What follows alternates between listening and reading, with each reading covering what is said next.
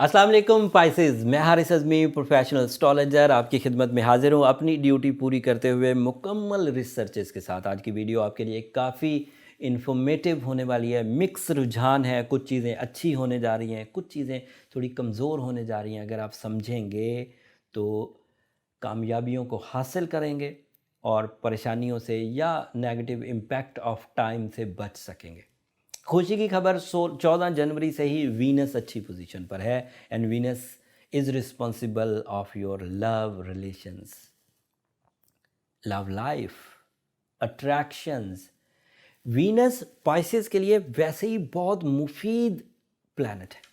उसकी वजह से पाइसेस की नेचर में जो मोहब्बत का पहलू है, जो उनकी खासियत है, जिससे वो लोगों को अपनी तरफ माइल करते हैं, जिसकी वजह से उनकी जो आइडियाज़ ग्रैब करने की ताकत है वो मैक्सिमम होती है, वो वीनस की वजह से होता है। वीनस 14 जनवरी से अच्छी फॉर्म में है, तो वो उसकी मैच्योरिटी इस हफ्ते 26 जनवरी वाले हफ्ते में, ये हफ्ता 26 जनवरी से 1 फरवरी तक का बयान कर रहा हूँ। इस हफ्ते वीनस की मैच्योरिटी लेवल पहले घर में रहते हुए ज़्यादा मैच्योर होगा, आपके लिए बेनिफिशरी है, लव लाइफ में बेनिफिशरी है, रिलेशनशिप अचीवमेंट्स में बेनिफिशरी है एंड अदरवाइज़ भी वीनस की वजह से जो आर्ट बढ़ता है, वीनस की वजह से जो ज़ुबान में टेस्ट आता है, जो पहनने ओढ़ने की मोहब्बत माइल होती है, शख्सियत को निखारने की तरफ तवज्जो मबजूल होती है, या वैसे ही ज़िंदगी का मज़ा आने लगता है, वो वीनस की वजह से मौजूद है। And Mars is in your 10th house. You know, Mars अगर 10th हाउस में हो तो इंटरनेशनल डीलिंग्स बनने लगती हैं।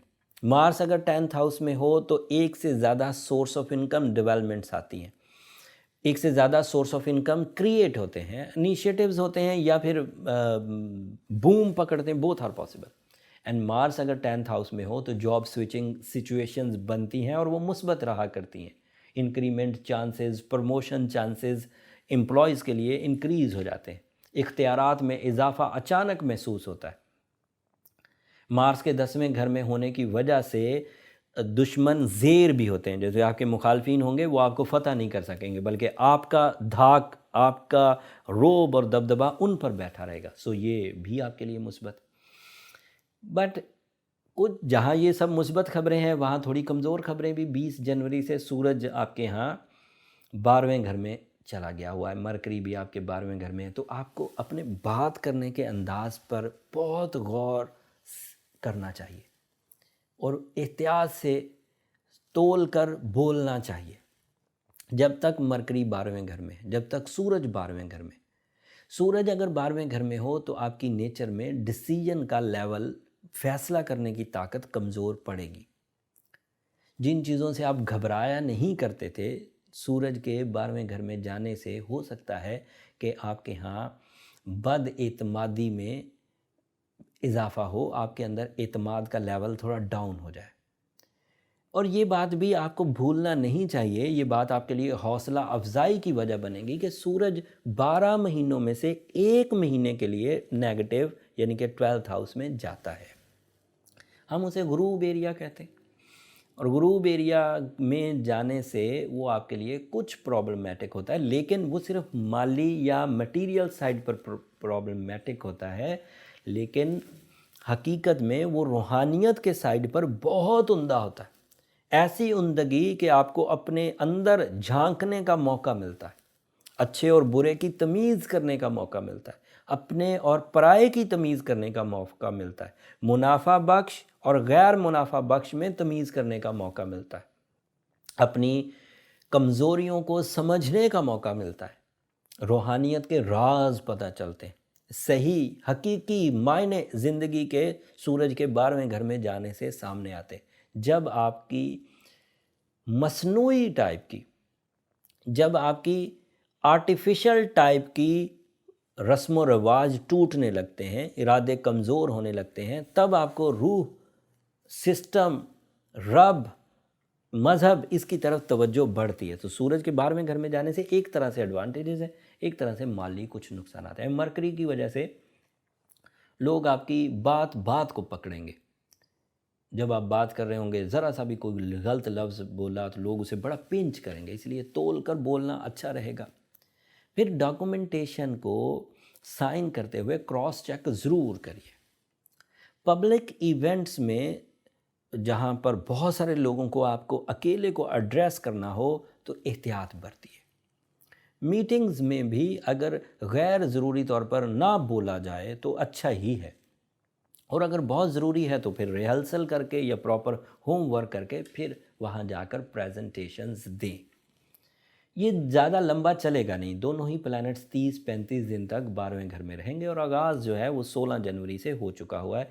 So on day by day ये टाइम आपकी ज़ात से निकलता ही चला जा रहा है। उसके बाद फिर एक अच्छे दौर का आगाज़ हो जाएगा। ये इसलिए बयान किया कि अपने दिल पर बातें ना लें, लेकिन वक्त को समझाने के लिए मुझे ये सब पोजीशंस बयान करना पड़ती।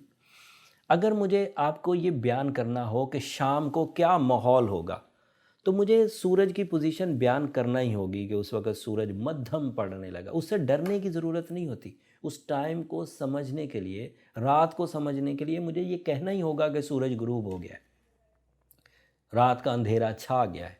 मुझे टाइम समझाने के लिए इन प्लैनेट्स की पोजीशन बयान करना ही पड़ती।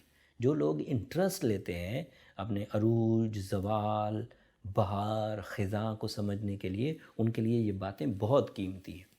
जो लोग इंटरटेनमेंट के लिए ये वीडियोस देखते हैं उनके लिए तो ये बहुत ड्राई सब्जेक्ट है, वो तो उकता जाएंगे, उनको कुछ और देख लेना चाहिए। खैर, मेरी कोशिश थी एज अ प्रोफेशनल एस्ट्रोलॉजर कि मैं वक्त के बिहेवियर को अच्छे अंदाज से आप तक पहुंचा दूं। जो अच्छी चीज़ें हैं उनसे आप फ़ायदा उठाएं। डिमांड भी वक्त आपसे यही करता है कि मुझे समझो। वक्त आपसे ये डिमांड करता है कि मुझे समझो और मेरे साथ चलो। बड़े बुज़ुर्ग भी कह गए हैं कि वक्त के साथ चलना ही अक्लमंदी है। जो लोग टाइम को समझेंगे, टाइम उन्हें ज़रूर रिवॉर्ड्स की तरफ ले जाएगा। अदरवाइज़ बहुत सारे ऐसे लोग हैं जो वक्त को अहमियत दिए बग़ैर ज़िंदगी गुजार जाएंगे।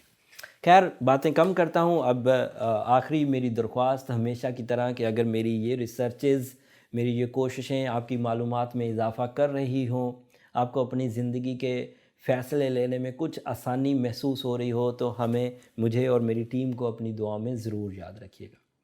प्लैनेट्स मूव करते रहेंगे पाइसेस, उनका बिहेवियर हर रोज़ डिफरेंट लेवल्स पर जाएगा। 7 दिन का बिहेवियर मैंने बयान कर दिया, 26 जनवरी से 1 फ़रवरी तक। 1 फरवरी के बाद जो मज़ीद चेंजेस आएंगी, जो आपकी ज़िंदगी पर कुछ असरात तब्दील करेंगी, वो अगले हफ्ते तफसील से बयान करूँगा। अगले हफ्ते तक के लिए इजाज़त दीजिए। जाते जाते चैनल को ज़रूर सब्सक्राइब कर लीजिएगा, इससे ज़रा हमारी हौसला अफजाई हो जाती है। अल्लाह निगहबान।